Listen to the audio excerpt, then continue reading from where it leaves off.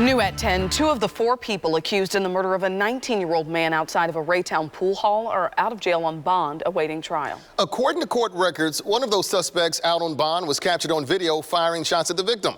The I-Team's Andy Alcock has reaction from the victim's family.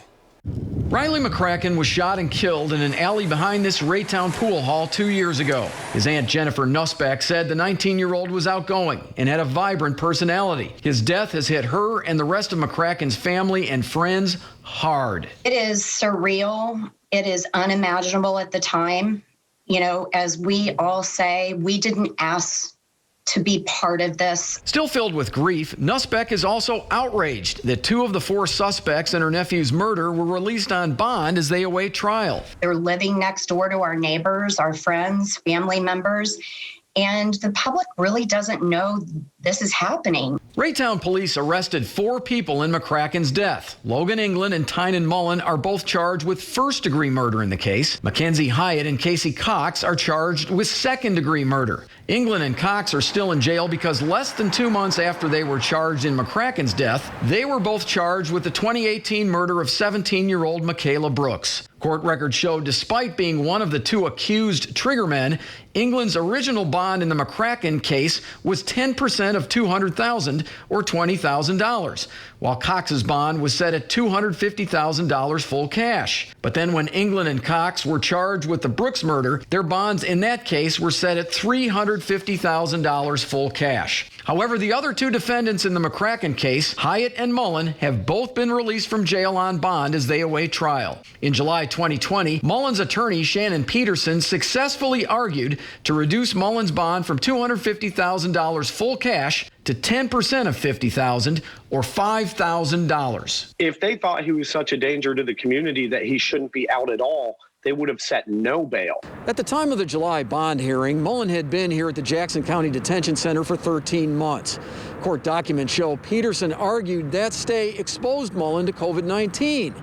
Peterson also argued under Missouri's bond rules, Mullen should have a bond he could afford.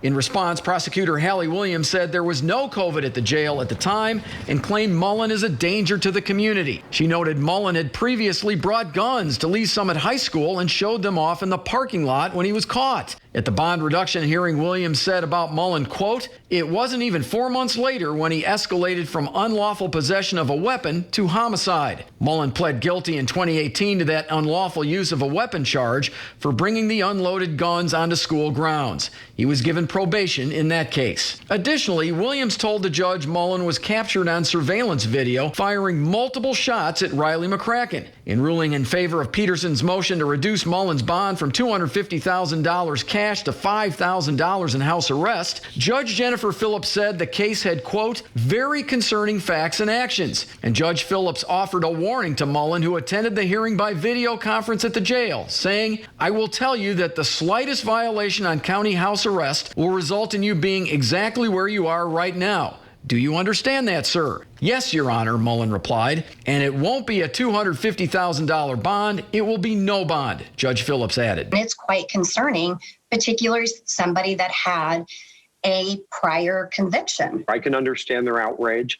I would say simply that at this time, we maintain his innocence. Missouri Supreme Court Justice Zell Fisher said about the change for criminal suspects, though presumed innocent, they lose their jobs, cannot support their families, and are more likely to reoffend.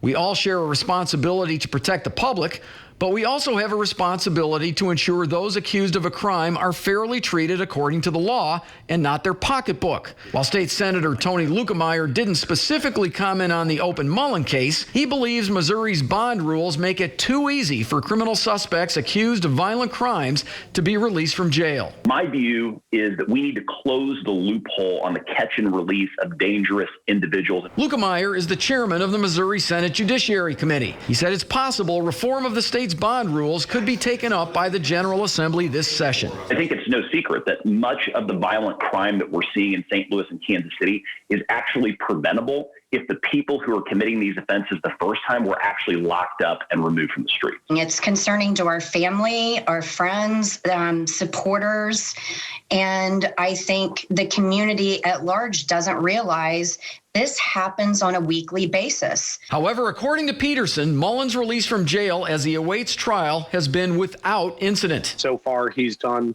everything the court's asked. He's followed every order that the court's imposed. Court records also show Mackenzie Hyatt hasn't violated her bond either while she's been out of jail awaiting trial. Mullen's jury trial is scheduled to begin in September. I'm investigator Andy Alcock, 41 Action News.